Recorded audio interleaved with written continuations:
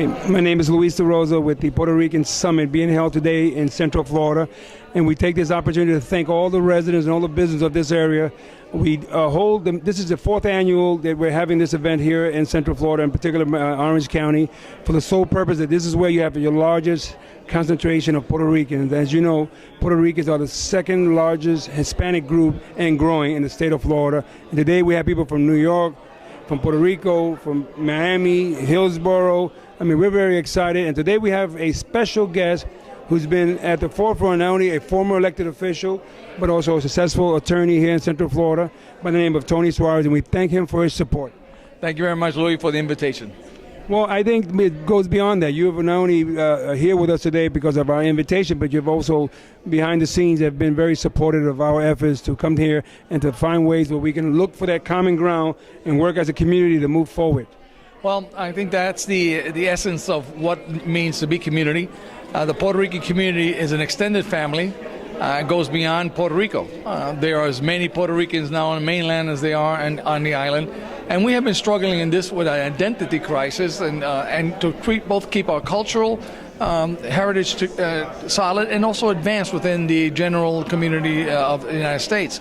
That struggle you and I have been involved in for many, many years. And so the effort of the Puerto Rican Chamber and all your efforts have been doing exactly that, to try to put together all these diverse groups with South Florida, Central Florida, and previously New York, etc., to try to accomplish that. An economic advancement, integration of the communities, assistance both, because the Anglo community benefits from our talent and our efforts and vice versa. So I think that's a tremendous effort. You have been at it for many, many years.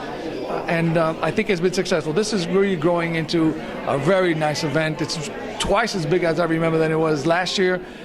You've got a good attendance, and I think that this is portends for a very positive future. Good, thank you. And I think without your support, this would not have been made possible, believe me, when I tell you that. Because just to have the moral support, the encouragement, move forward in the midst of challenges and pitfalls, because you have that when you put together major events, especially when you're not from the town. Right. But so we thank you for your support. It's very important for us. It is my pleasure to assist in anything I can do to help adelantar the cause of the Puerto Rican community here in the United States. We're still to do. I'm involved with the Puerto Rican Bar Association of Florida, and we're still struggling for just something as basic as civil rights. So that is a continuous struggle. It's a continuous, but it's part of what makes what made America great. The immigration and migration of groups to this country have made it a great country, and what you're doing and what we're all doing together makes that possible. Well, part of that effort and part of that struggle is the moot code that is coming on. What do you talk about? Yeah, as Vice President of the Puerto Rican Bar Association of Florida, we have designed, and now we're going into our second year, of what's called a moot court competition, something very popular within the law schools. And what we have done is created a situation, a fact pattern, where the law students will get together and therefore litigate in a court of law. We have a 3-judge panel, and the students will argue a certain issue.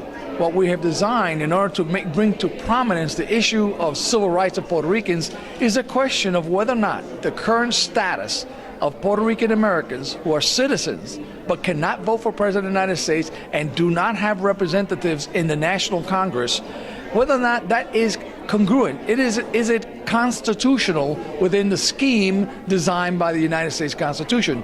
And the only way to have that done, it can't be done politically because there's too many obstacles, too many people on the sides. But ultimately, this is a question of the interpretation of the Constitution and what is right. And so the Puerto Rican Bar Association is undertaking the task of concentrating on that issue. Does this current relationship consistent with the Constitution, whether it's broad principles and specific rights? And so we have been designing that. October 26th of this year, we'll be in Miami. We will be have a 3-judge panel. We've already sent out the invitations to 47 different law schools to see how many we select to participate. Last year, we had 4 excellent major universities from New York and from Florida participate, and we anticipate to continue this until the problem is resolved, that Puerto Rican Americans on that island have a right consistent with every other American who lives on the mainland. Good, and that falls in line with the fact that Puerto Ricans fight for this country at the highest level in terms of all the wars from Korea, World War II, maybe the Civil War, if I understand.